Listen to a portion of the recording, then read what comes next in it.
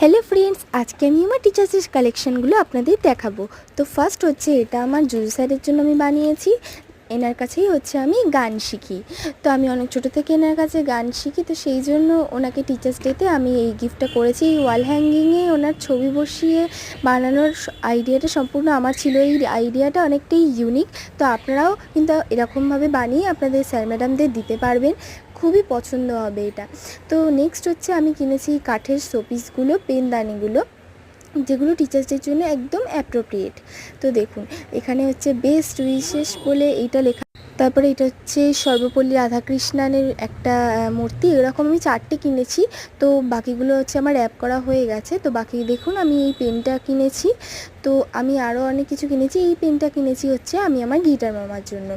আর হচ্ছে আমার most favourite যেটা দেওয়ার জন্য আমি প্রচণ্ড এক্সাইটেড, এই ছবিটা হচ্ছে আপনারা কিন্তু কথা দিন যে আপনারা এখন আমার স্যারকে পাঠাবেন না, কারণ এই ছবিটা আমি একদম টিচার্স ডের দিনকে স্যারকে গিয়ে দেবো, এখন জানানো যাবে না, কারণ এটা সারপ্রাইজ।